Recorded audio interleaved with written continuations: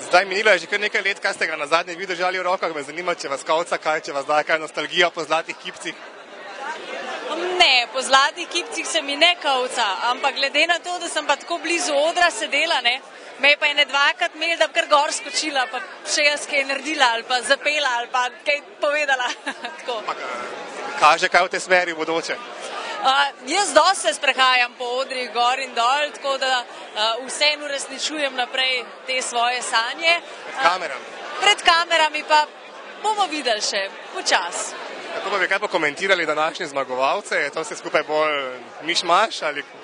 Ne, jaz sem ravno razmišljala, da so šli Viktorji letos kar v prave roke.